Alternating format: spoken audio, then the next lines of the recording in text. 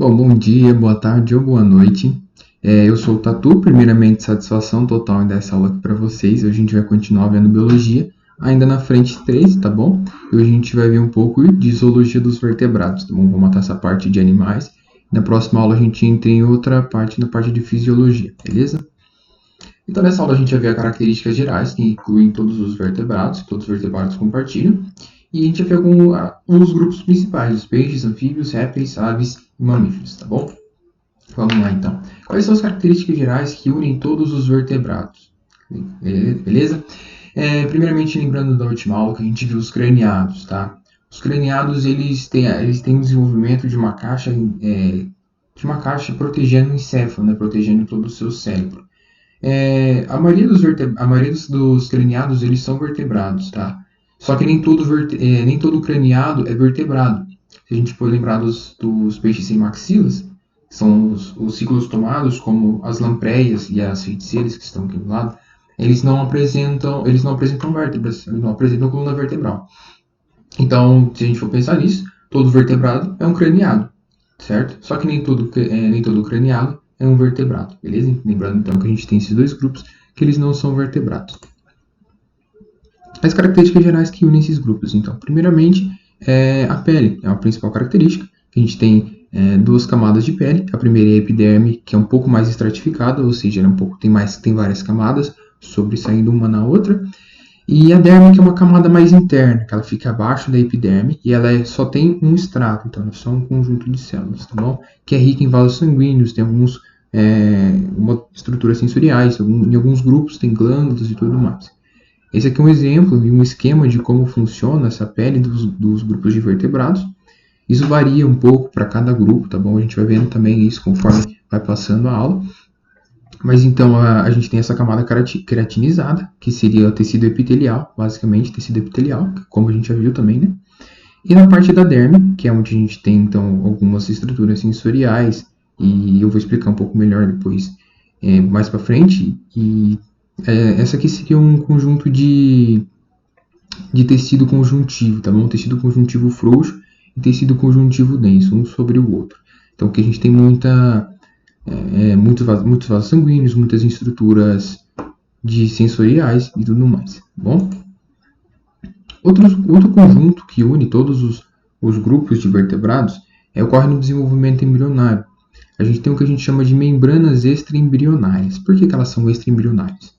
Lembrando que o embrião, quando ele se desenvolve, ele tem três tecidos principais: a ectoderme, a mesoderme e a endoderme, certo? Então, a partir dos vertebrados, nós temos outros tecidos, só que eles não vêm do embrião. Eles são formados pela mãe, e eles não fazem parte do embrião. O embrião não vai ter aquilo para o resto da vida. Depois que acontecer, que ocorreu o desenvolvimento, o embrião nascer, ele não vai ter mais esses tecidos. Então a gente chama de membranas ou tecidos extraembrionários, tá bom? São 4 basicamente, depois tem a placenta, que são nos mamíferos, e eu explico melhor lá depois. O primeiro deles é o saco vitelínico. Esse saco vitelínico ele é uma bolsa que abriga o vitelo, tá? E ele é mais comum e mais presente em organismos ovíparos, assim como são os répteis, assim como são as aves, que são animais que estão fora do corpo da mãe e demandam muita energia para crescer. Como eles não recebem essa energia provinda da mãe, então eles demandam de uma reserva energética para acontecer o desenvolvimento, tá? Nesse caso aqui seria esse saco vitelínico aqui. Ele é ligado no embrião por um cordão umbilical. Nesse caso aqui é um indivíduo, provavelmente uma ave que está em desenvolvimento. Então ele está ligado no cordão umbilical, por onde esse vitelo, que é uma substância com carboidratos, lipídios, ela vai chegar até o embrião e vai poder fazer a nutrição dele para poder fazer o desenvolvimento, tá bom? Em organismos como os mamíferos, ele é pouco desenvolvido, esse saco vitelínico, quase ausente, porque a nossa nutrição é feita pela placenta. A mãe passa os nutrientes que a gente precisa através da placenta, tá bom? Alguns outros organismos como peixes e anfíbios, ele não é tão desenvolvido assim, tá? Porque o ciclo de vida é um pouco mais curto, então eles nascem em questão de dias, então eles não necessitam de tanta energia assim, tá bom? Depois a gente tem o úmero, que ele envolve completamente o embrião e ele forma uma bolsa com um líquido que chama líquido amniótico, tá bom? Não sei se vocês já ouviram falar que a bolsa estourou.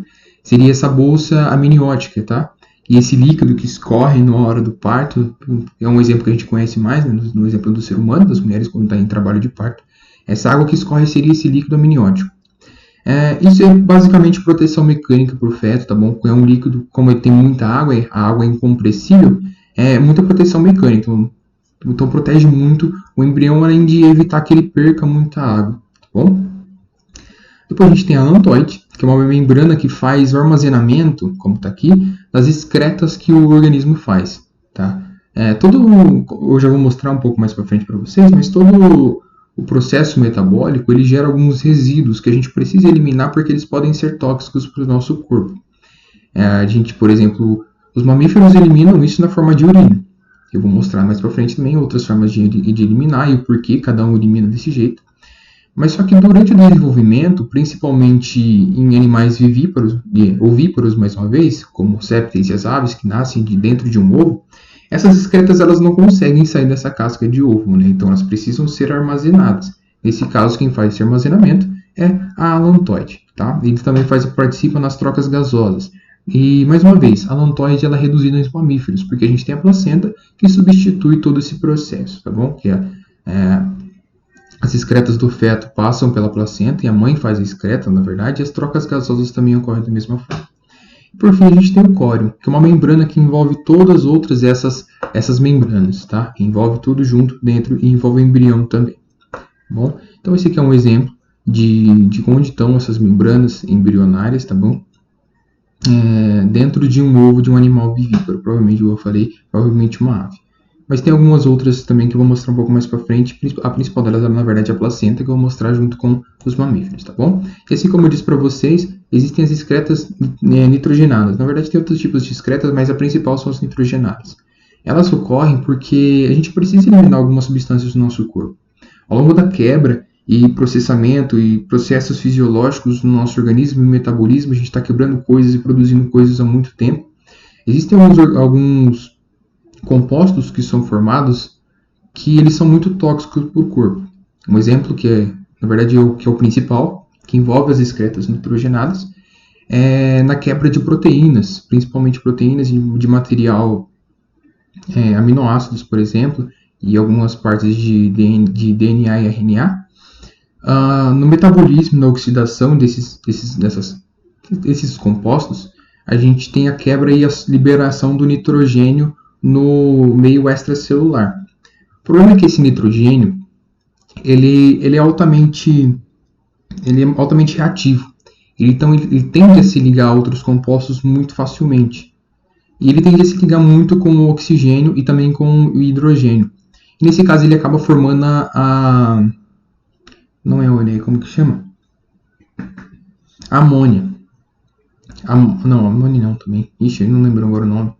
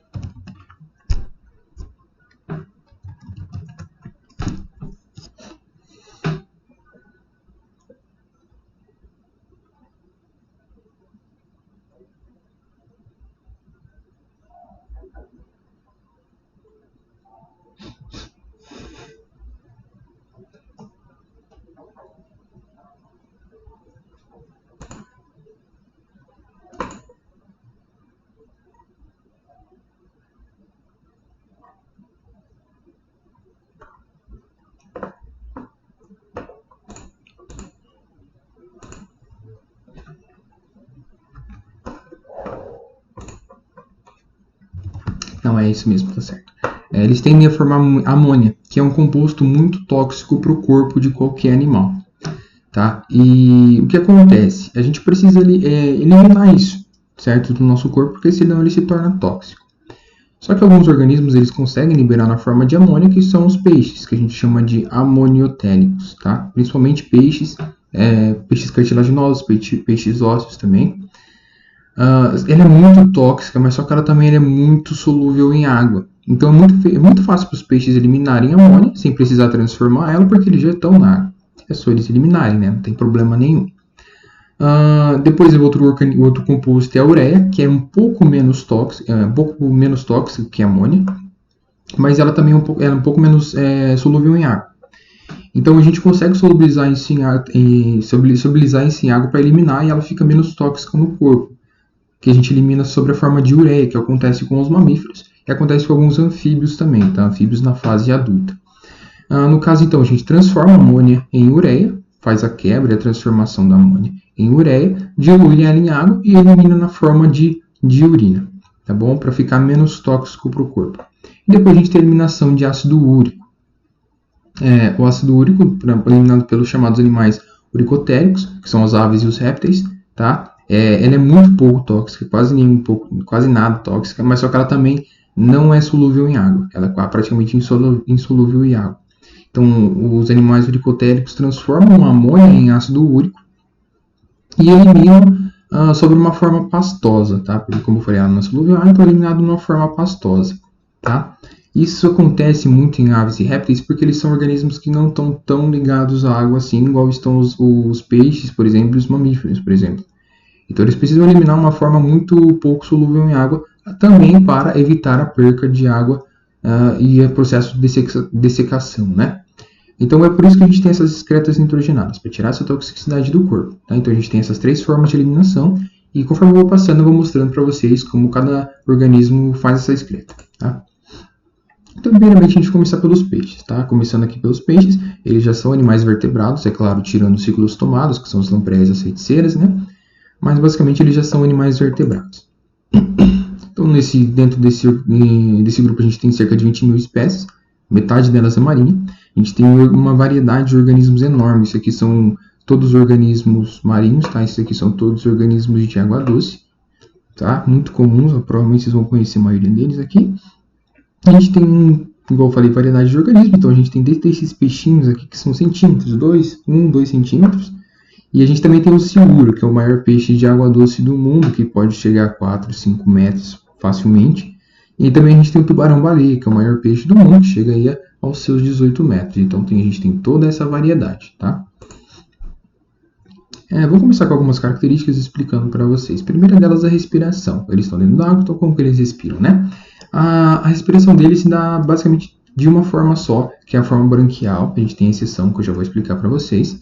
Nesse caso, a água passa pela boca do peixe e onde a gente vê as guelras que abrem aqui do lado da cabeça do peixe, né? Tem uma parte vermelha, não sei se já viram um peixe fresco, mas tem uma parte que é bem vermelhinha ali. Ali corre muito sangue, ali eu tenho muitas veias. E conforme a água vai passando e o sangue vai passando também, eu tenho a passagem de hemácias, e a hemácias ela tende a se ligar muito fortemente ao oxigênio.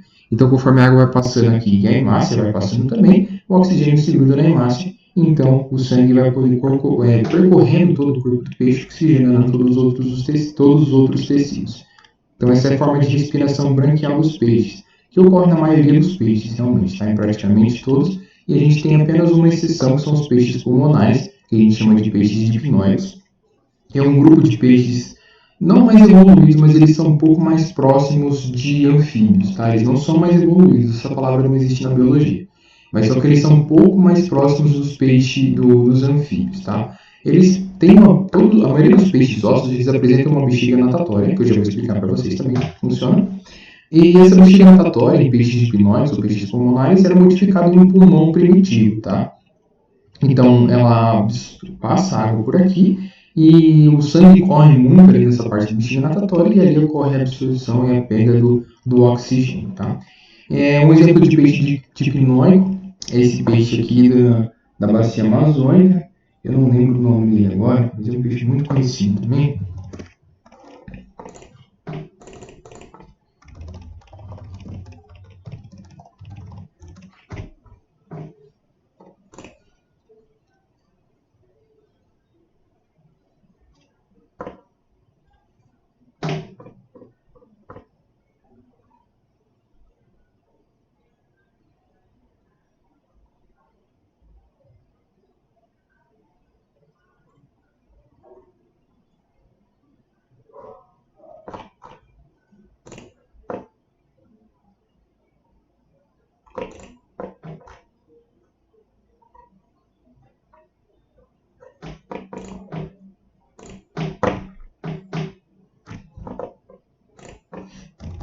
Esse aqui embaixo que a gente conhece por piramboia, que ele tem na bacia amazônica, ele é muito presente lá, e ele é um peixe pulmonado, tá? Então, a respiração dele não passa pelas suas brancas, ela faz respiração por esse pulmão, que é um pouco mais primitivo, tá bom? Esses peixes pulmonares, eles se encontram numa faixa muito bem determinada no mundo, que é meio que numa faixa tropical, ali entre na Amazônia e um pouco na África, que eles estão distribuídos. Mas eles são quase bem a exceção mesmo. A regra é respiração branquial. Qual é a forma de reprodução deles? A gente tem duas formas de reprodução. Nesse caso, eu vou dividir entre peixes ósseos e peixes cartilaginosos. Lembra que eu expliquei na última aula? Peixes ósseos têm a ossificação completa e peixes cartilaginosos, os ossos são cartilagem ainda, não teve ossificação. No caso, são os que a gente chama de condríptes, que são os tubarões e arraias, tá bom? Primeiramente, eu vou falar dos peixes ósseos. Então, eles têm uma forma de reprodução sexual, beleza? Com fecundação, perdão, tá errado aqui, a fecundação deles é externa, tá bom? Eles são animais ovíparos, então o desenvolvimento ocorre fora do corpo da mãe, em um ovo separado, e o desenvolvimento deles é indireto, no caso desses animais aqui, que dos peixes ósseos, que eles têm a formação de uma larva. Aqui. Eles têm a formação de uma larva na eclosão do ovo. No caso dos condríptes e das arraias, tubarões, né, a reprodução é sexual, mas a fecundação é interna. O tubarão macho ele tem um membro que seria quase um pênis, que a gente chama de clasper, que ele insere o gameta masculino na fêmea, tá bom? Eles são ovovivíparos, então nesse caso o embrião ele se desenvolve em um ovo, só que dentro do corpo da mãe, tá bom? E o desenvolvimento também, voltando, perdão, o desenvolvimento deles aqui no caso aqui é direto, tá? Então não tem fase larval. Do ovo eclode um organismo exatamente igual ao organismo adulto, né? Então passando um pouco mais para frente, a gente vai para a parte de anfíbios. Anfíbios, então, animais vertebrados. E eles começam, a partir daqui a gente tem o início de membros locomotores. Então eles passam a ter as patas, são os quadrúpedes que a gente chama, eles passam a ter 4 patas para locomoção na Terra. E eles passam a ter pulmões propriamente ditos, né? Então, nesse grupo, a gente tem os sapos, as pererecas, as rãs, as salamandras e as cobras cegas, tá bom? Então, a gente tem aqui as salamandras, cobras cegas, sapos, e que eu vou explicar rapidamente para vocês qual é a diferença de sapo, rã e perereca. Sapo é o que a gente vê mais ou menos, ele é pouco ligado à água, ele é um pouco maior também, mas ele não é muito ligado à água, ele só vai na água na época de reprodução, ele geralmente está na terra mesmo, sabe? A rã não. A rã ela está praticamente o dia inteiro na água, ela vive na água, ela fica na água, independente se ela é filhote, independente se ela está em reprodução, independente se ela é adulta. Ela está geralmente ligada à água. E ela é um pouco menor, ou quase do mesmo tamanho que o sapo. A perereca não. A perereca é relativamente menor e ela não está tão ligada à água. Ela está ligada a ambientes mais úmidos, só que geralmente ela está ligada a plantas tipo bromélias, sabe? Que acumulam muita água. Então essa aqui ela tem a capacidade de escalar paredes, diferente desses outros dois. Tanto é que se você for ver nas patas, eles têm o que a gente chama de dígitos, que ele é meio achatado assim, o dígito dela, para poder realmente grudar em alguns lugares. Então, tá? E as pererecas também elas têm um poder saltatório muito grande, tá? Realmente saltar muitos metros. E eles têm uma vida semiaquática, os anfíbios. Tanto é que anfíbio significa justamente isso. Biovida, anfi, tanto seria uma dualidade, né? Então eles podem viver tanto na água quanto na terra. Mas só que eles têm modificações que permitem essa vida semiaquática, como por exemplo a modificação das nadadeiras que os peixes tinham, eles têm modificados em pernas. Essas pernas então permitem aos organismos viverem no ambiente terrestre, exceto nas cobras cegas que elas não têm patas, né? Depois a gente também tem a pele delgada, que é uma pele muito fina, então a pele dela, naquele extrato que eu mostrei para vocês, que tem a epiderme e tem a derme, é um extrato realmente muito fino, tá? Muito fino mesmo. E não tem estruturas que evitam a perda de água, igual a gente tem em outros organismos, como por exemplo répteis e aves, eles têm uns mecanismos para evitar que eles percam muita água. Já os anfíbios não. O anfíbio fica muito tempo exposto ao ambiente e ele vai perder água, tá? Só que eles têm muita glândula mucosa na pele, que é uma glândula que vai secretar muito muco para evitar realmente que a pele esteja sempre úmida, esteja sempre permeável à água e que ele não desseque, né? Então a gente também tem um detalhe muito importante, é que eles têm a pele muito irrigada. Então, a pele deles passam muitos capilares, passam muitos vasos sanguíneos. E o que isso indica? O que isso indica não? O que isso infere? Infere que eles têm uma respiração cutânea. Então, eles têm uma certa capacidade de absorver o oxigênio pela pele, tá? Como passa muito sangue por ali, igual eu falei para vocês, a hemácia, ela tem uma facilidade muito grande de se ligar ao oxigênio. Então, conforme vai passando o sangue, vai passando o oxigênio vai se grudando na hemácia, tá bom? Então, eles têm uma respiração cutânea. Então, a gente tem toda essa diversidade aqui de sapos, rãs, pererecas, salamandras e cobras cegas. Alguns sapos, eles têm a capacidade de viver em locais muito secos, como por exemplo na caatinga brasileira, que é um ambiente realmente muito árido, muito seco, tá? E o que eles fazem? Eles se enterram. Eles podem ficar meses e anos enterrados enquanto não vier a chuva. Então, quando está no tempo seco, no período mais seco, eles se enterram, ficam enterrados por muito tempo, em um estado que a gente chama de estivação, seria mais ou menos próximo da hibernação. Só que a hibernação está ligado com o frio e com o calor. A estivação está ligado com a chuva e com a seca, tá bom? Então eles ficam estivando enquanto o tempo estiver seco e quando voltar as chuvas, eles saem da toca que eles mesmos cavam e vão fazer o processo de reprodução, tá? Um detalhe muito interessante é que quem trabalha com isso, com sapo estivante, é o Vitor, que dá aula também de biologia para vocês, tá? Ele trabalha com isso, ele faz a coleta de sapos e tudo mais, ele entende um pouco melhor se vocês tiverem interesse. E sapos também têm uns métodos de defesa muito interessantes, tá? Como eu falei para vocês, eles têm muitas glândulas na pele.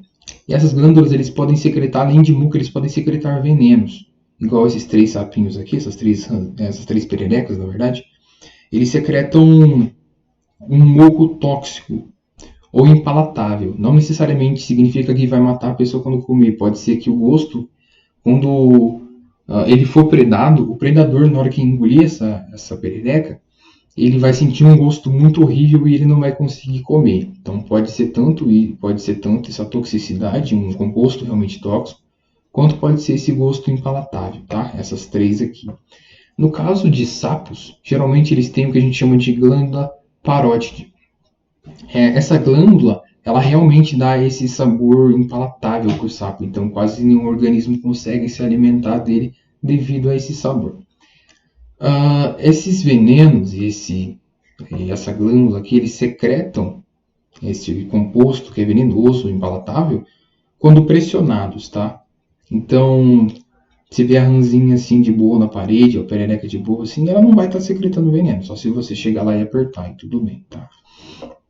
Mas não façam isso, beleza? E por último, eles têm um método de defesa que às vezes nem é secretar veneno, nem é secretar um composto que é impalatável, eles só têm cores muito chamativas. E quando um predador vê cores muito chamativas, eles tendem a entender que aquele organismo está oferecendo perigo a eles. Então, esse é o método de defesa. Ficar muito colorido, porque aí os predadores vão entender que ele é impalatável, que ele é tóxico e tudo mais, tá bom? Em forma de reprodução deles, como eu disse para vocês, eles são anfíbios, então eles passam parte da vida na água, principalmente sapos, rãs e pererecas, tá bom? E salamandras também. Como funciona então a reprodução deles? É uma reprodução dependente da água, tá bom? Então a fecundação nesse caso é externa. Os dois, o macho e a fêmea, liberam os gametas no meio. Então ocorre a fecundação, a formação do embrião e a eclosão de uma larva. Essa larva a gente chama de girino, certo? E depois esse girino vai passar por uma metamorfose, ele vai perdendo a cauda inicial que ele apresenta, vai ter o desenvolvimento melhor das patas, até chegar na metamorfose completa, ele chegar na fase adulta, e aí ele pode sair mais da água, ele pode frequentar mais o ambiente terrestre, tá bom? Mas então, eles são anfíbios e dependentes da água justamente por isso, porque a reprodução ainda depende muito da água, principalmente porque a fecundação é externa, tá? Então, no caso, como a gente tem a formação da larva, que chama girino, o desenvolvimento deles é indireto, tá? Eles são ovíparos, tá? Então, tem formação de um ovo, o embrião vai se desenvolver no ovo, só que vai desenvolver por muito pouco tempo, tá? Acho que dá dias, menos que uma semana. Aí tem a eclosão do organismo, beleza? Agora os répteis, lembrando, são animais vertebrados. eles apresentam membros locomotores e o pulmão, eles apresentam um ovo amniótico. Isso é muito importante para a conquista do ambiente terrestre. O que significa isso? Que eles param de depender da água para reproduzir, tá? O ovo, igual tinha o ovo dos anfíbios, o ovo do anfíbio precisa ficar na água porque ele não tem estrutura para ficar na terra, porque senão ele secaria. Ele perderia muita água e o embrião iria morrer. No caso do ovo amniótico, de répteis, aves e mamíferos também, só que mamíferos nem tanto porque é forma diferente, mas eu já explico isso para vocês. Esse ovo amniótico significou que eu não preciso mais deixar meu ovo na água. Eu posso deixar meu ovo em outro ambiente. Então a gente consegue a conquista do ambiente terrestre, tá? Então nesse grupo a gente tem as tartarugas, cágados, jabutis, jacarés, gaviais, lagartos, cobras. A gente tinha os dinossauros também, tá? Vou explicar para vocês um pouco das diferenças aqui desses organismos, tá? Por exemplo, não sei se vocês sabem a diferença de tartaruga, cágado e jabuti, mas são realmente diferentes, tá? Tartarugas, elas são marinhas. Marinhas e algumas de água doce, uma ou outra, mas elas são basicamente marinhas. No Brasil, acho que não tem tartaruga de água doce, somente marinhas. Todas as patas delas são lemes, são adaptadas ao nado. Então, esses organismos passam a vida na água, realmente passam a vida na água. Eles saem muito pouco para respirar. No caso das tartarugas, para reprodução, elas saem da água e vão para a terra, né? Mas elas são basicamente vivem na água. Tanto é que as patas realmente são transformadas em leques. Cágados, eles são exclusivamente marinhos. Eles são exclusivamente de água doce, tá? As patas deles tem um pouco dessa parte de leque aqui que facilita o nado e tudo mais, mas ela também consegue dar habilidade para esses organismos viverem na terra, tá? No caso, não sei se vocês já viram, mas geralmente aqueles tigres da água que são usados como pets e tudo mais, eles são cágados. E por último, os jabutis. Jabutis ele já tem um casco arredondado, tá? Diferente desses outros aqui que tem cascos achatados para facilitar a hidrodinâmica também, né? Ele já tem cascos muito maiores, muito mais pesados eles são, e as patas são totalmente adaptadas a andar na água, tá bom? Andar na terra, perdão. E esse daqui também alguns são usados como pets, mas eles são exclusivamente terrestres, beleza? No caso, acho que aquela tartaruga de Galápagos, que o pessoal fala que são tartarugas realmente muito gigantes, assim, são enormes, elas são jabutis, tá? Elas não são tartarugas. Aqui também, diferença de jacaré, crocodilo e gavial são totalmente diferentes, tá? Jacarés são menores, são exclusivos de água doce. E eles têm um focinho mais curto e os dentes, só os dentes da arcada de cima aparecem, tá bom? Crocodilos não, crocodilos os dentes da arcada de cima e de baixo aparecem. O focinho é muito mais longo, muito mais arredondado e eles são de água doce e água salgada. Eles são realmente muito maiores, tá? Pode chegar, acho que 7 metros o crocodilo de água salgada.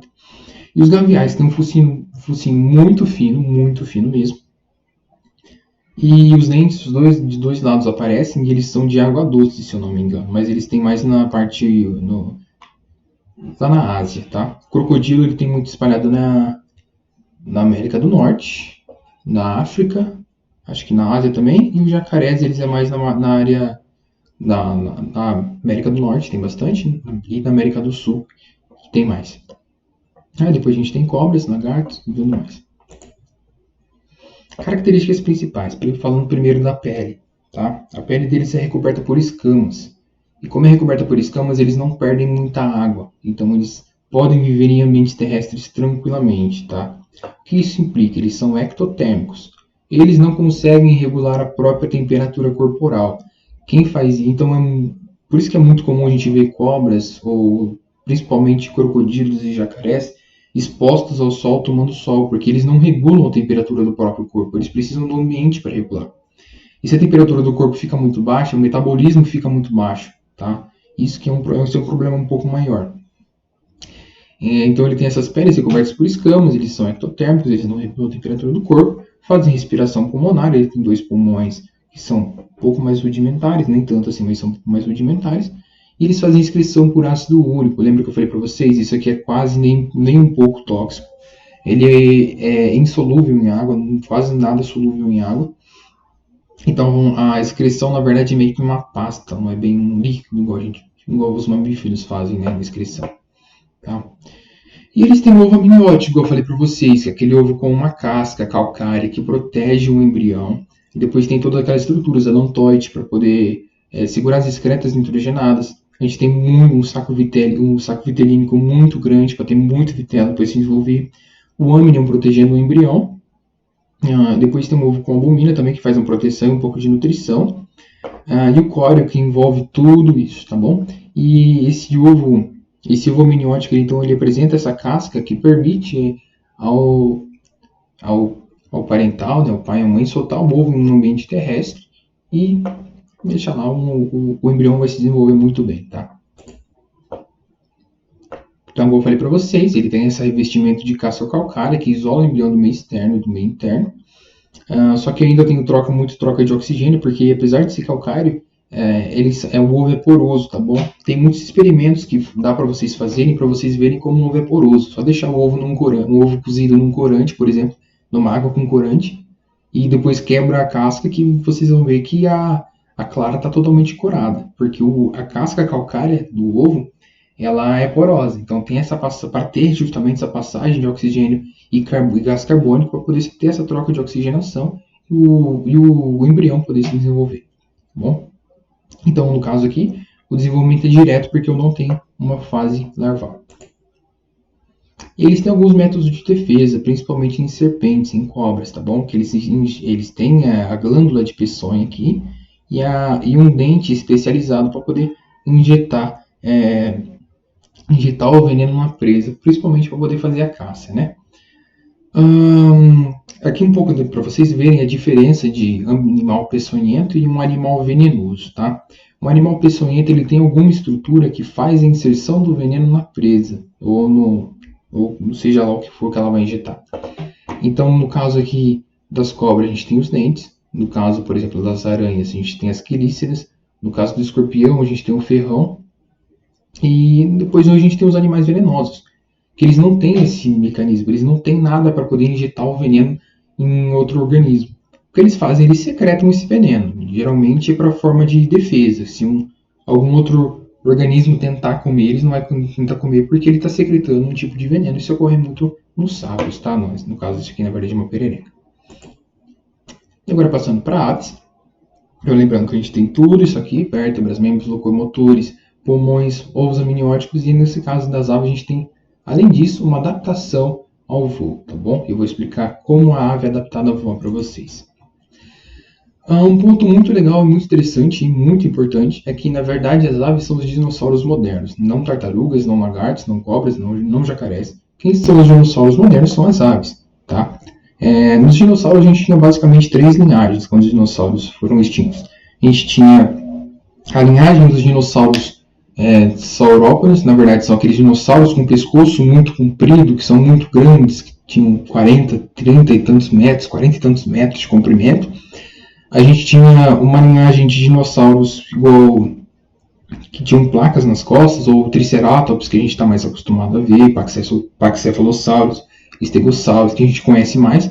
A gente tinha uma linhagem de dinossauros bípedes, tá? Que eles tinham 2 patas. Eles caminhavam sobre a terra e eles eram muito rápidos, principalmente carnívoros. O principal exemplo que a gente teria seria o Velociraptor, tá? Que a gente conhece mais, tem mais interação.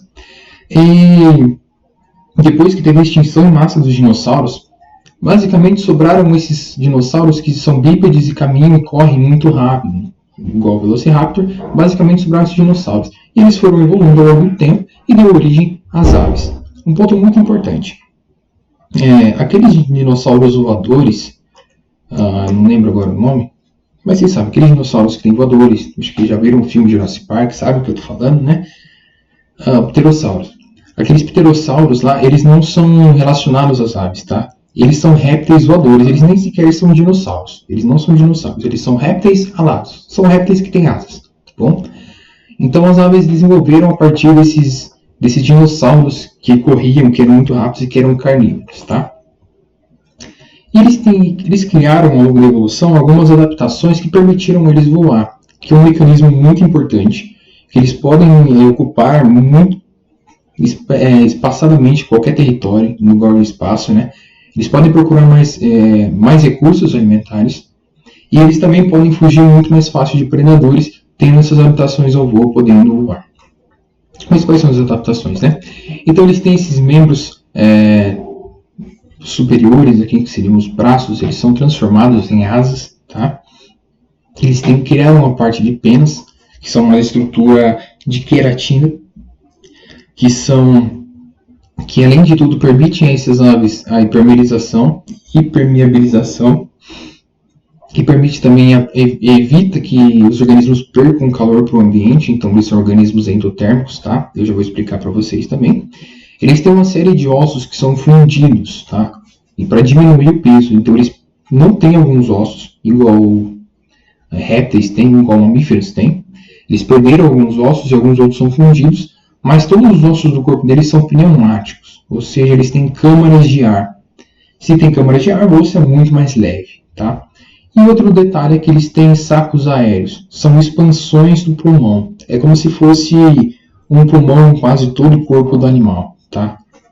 Que ele infla, e como ele infla, ele está cheio de ar, ele está mais leve e ele consegue subir mais facilmente, tá bom? Então a gente pode ver os sacos aéreos aqui, os ossos que são pneumáticos. Além disso, perdão, esqueci, eles têm músculos peitorais muito fortes mesmo. Então aqui, se a gente pega para comer uma ave, como por exemplo a gente come muito carne de frango, de galinha, né? O pedaço, o corte que tem mais carne é o peito, porque ali no peito tem muitos músculos para permitir o batimento de asas que demandam muita energia, né? Então precisa de muito músculo ali. Então eles têm um detalhe interessante, já que está mostrando aqui, eu vou mostrar para vocês. Eles têm uma membrana nictitante, nictitante, tá certo? Nictitante, que protege o olho. Então eles conseguem voar de olho aberto sem que tenha alguma inferência, alguma coisa no olho, uma sujeira no olho e tudo mais, tá?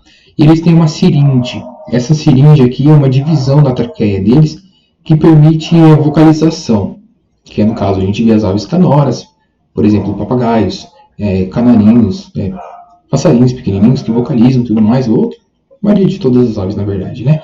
Então eles têm essa siringe que permite essa vocalização, esse canto e tudo mais. Então eles são endotérmicos, o que isso significa? Que eles, a temperatura corporal é regulada pelo próprio corpo. Então, os processos metabólicos geram um certo calor, vai gerando calor, e esse calor ele não sai para fora do corpo. Então, quem regula a própria temperatura do corpo é o próprio animal, forma os processos metabólicos que vai tendo. Então, ele não depende do exterior para poder regular a temperatura do corpo. E essas penas que eles têm recobrindo faz com que o calor, evita com que o calor saia do corpo, tá? Facilita. Eles têm digestão completa. No caso que a gente fala de digestão completa, que tem boca e tem ânus, no caso eles não têm ânus, eles têm uma cloaca. Lembrando que cloaca são aberturas que servem para mais de uma coisa. No caso das aves, na cloaca a gente tem a excreção e tem também a postura de ovos, tá? Então, são um mesmo orifício que serve para duas coisas, para a excreção e para a postura de ovos, como eles são ovíparos, né? A excreção deles é ácido úrico, igualzinho a dos répteis. A reprodução é basicamente igual a dos répteis também, fecundação interna, tem a formação de um ovo com casca calcária, desenvolvimento dentro do ovo com muito vitelo e tudo mais. E eles têm no esôfago duas expansões. Uma primeira é o papo, que ele serve um pouco para armazenar um pouco de comida, e a outra que é a moela. Lembrando que aves não têm dentes, tá? Aves não têm dentes. Então, eles precisam quebrar mecanicamente a comida que eles comem de alguma forma. E a forma que eles encontraram é ter essa expansão no esôfago que chama moela.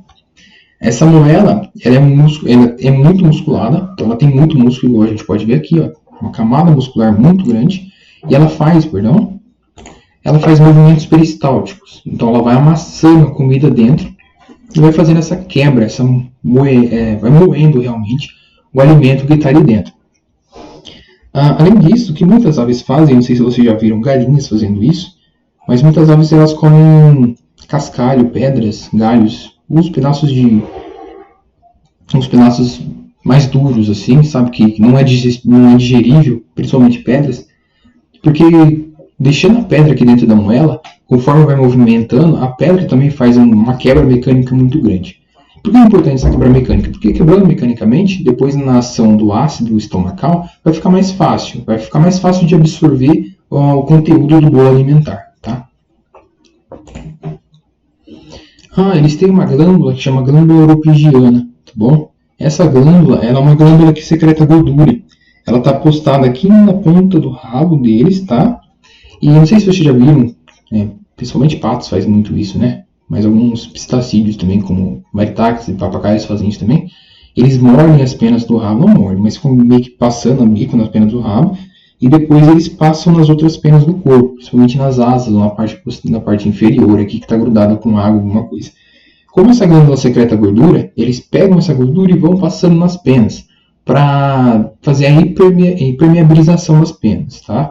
Evitar que a água chegue nas penas, porque aí também o organismo ele ficaria muito molhado, né? As penas ficando molhadas, o organismo vai ficar muito mais pesado, então fica mais difícil de voar. Além disso, se as penas ficarem molhadas, o organismo ele vai perder muito calor, muito mais rápido. Então ele pode perder muito calor, ficar muito frio, isso dificulta o processo de metabolismo, tá bom?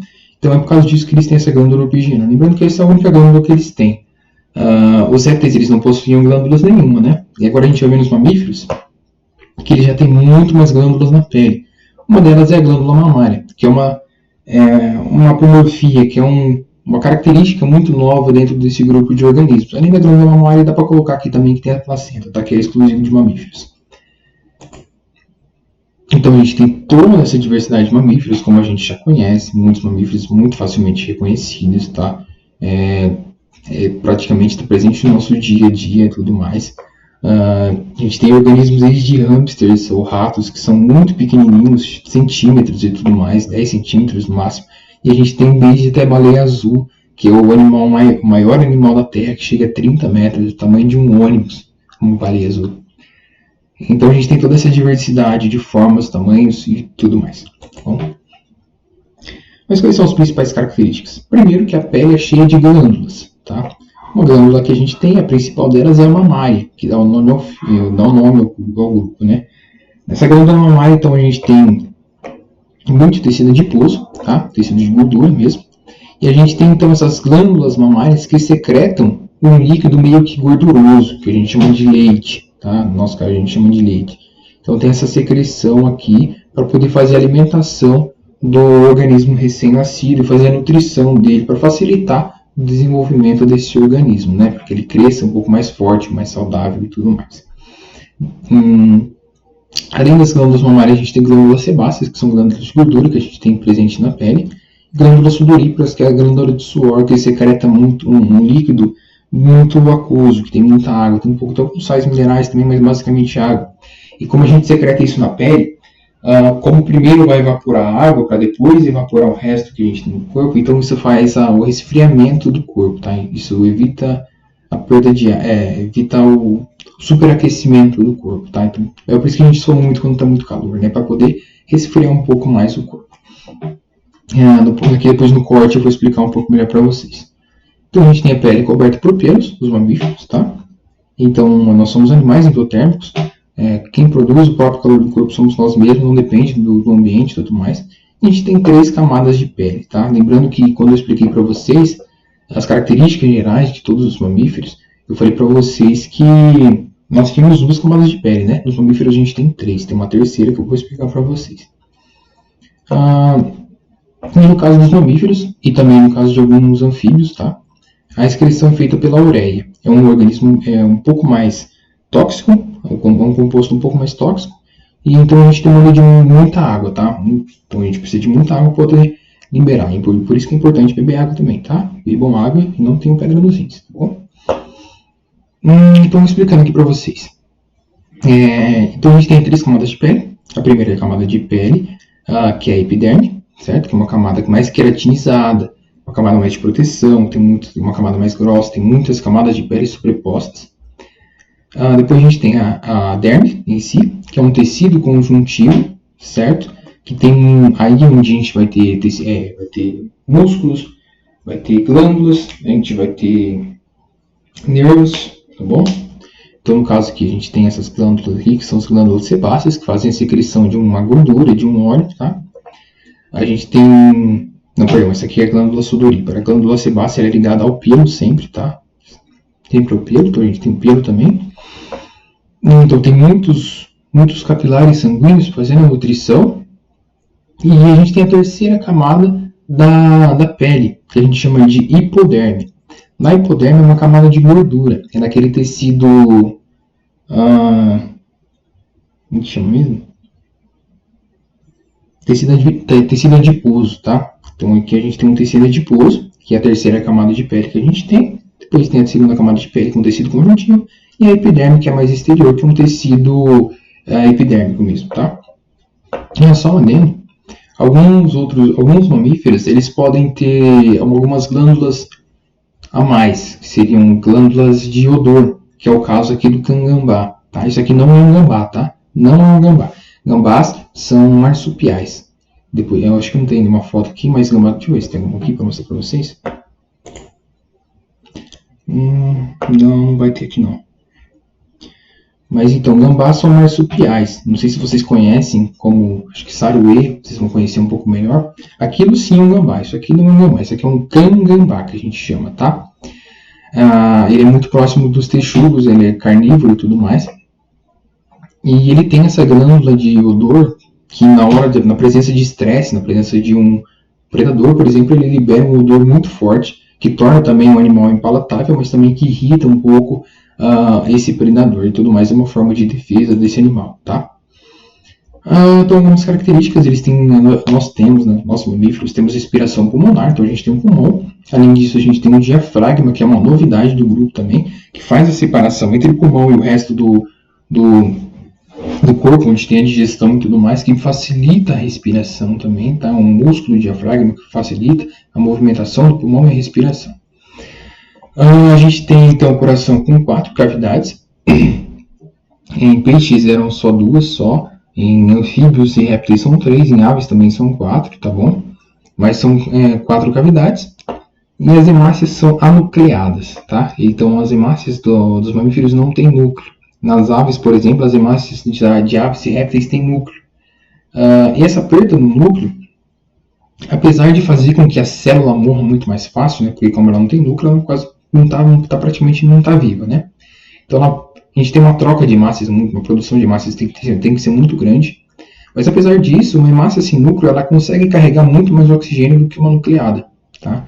Então, isso facilita na troca de gás, na respiração e na circulação. Mas apesar disso, como eu falei, como são nucleadas, elas morrem muito mais rápido, tá?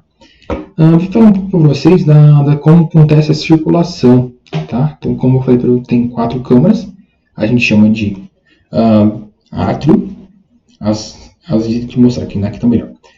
Você chama de átrio, as que são superiores, e ventrículos, as que são inferiores. Então, a gente tem átrio direito, no caso está lá direito, átrio esquerdo, ventrículo direito e ventrículo esquerdo, tá bom? Vamos lá. O que acontece? Vamos partir daqui.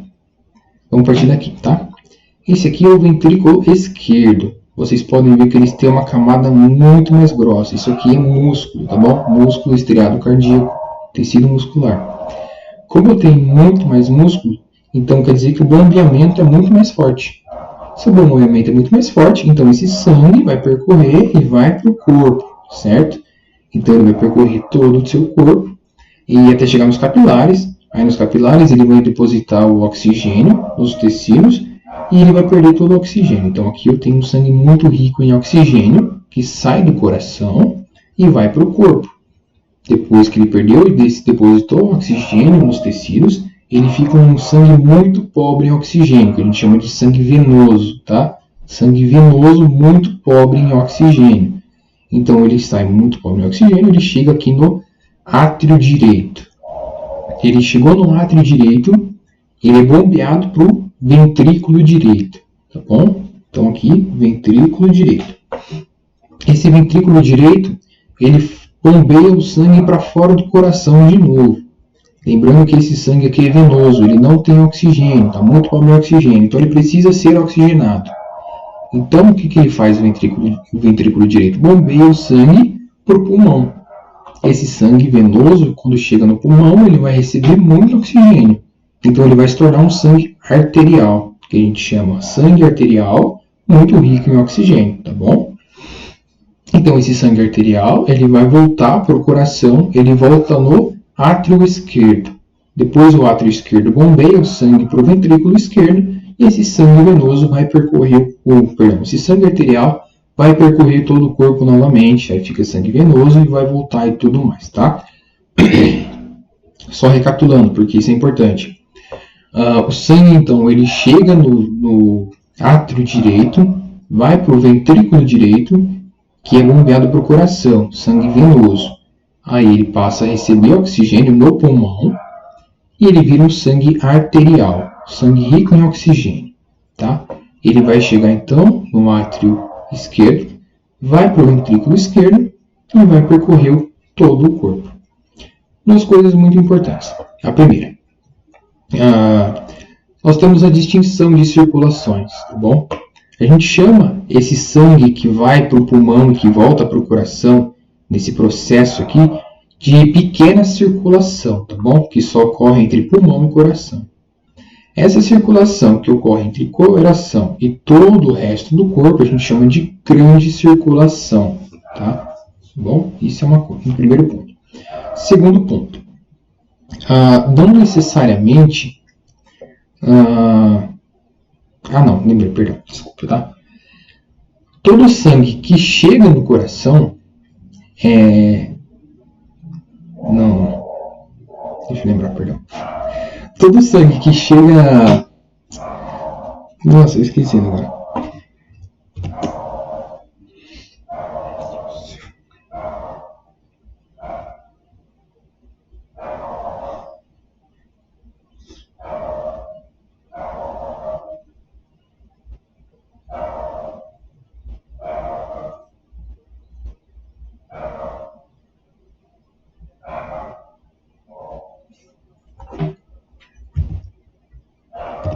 Lembrei, tá? Perdão, esqueci. Então a gente tem veias e artérias, tá? Veias e artérias. Veia geralmente está em azul e artéria está em vermelho. Mas só que tem uma distinção. Geralmente o pessoal fala que veia que carrega sangue venoso e artéria carrega sangue arterial. Não é bem assim, tá bom? Vamos combinar desse jeito. A artéria carrega sangue que sai do coração e veia carrega sangue que chega até o coração. Tá bom? Por quê? Porque saindo do ventrículo esquerdo aqui, a gente tem a aorta, que é a principal artéria do nosso corpo, tá? Mas só que saindo, que carrega sangue arterial, no caso, né? E saindo do ventrículo direito aqui, a gente tem a artéria pulmonar. Essa artéria, ela está carregando sangue venoso, tá? Está carregando sangue próprio em oxigênio. Então a gente não pode fazer essa distinção que a artéria carrega sangue arterial e veia carrega sangue venoso. Então combina assim certinho para ficar bonitinho.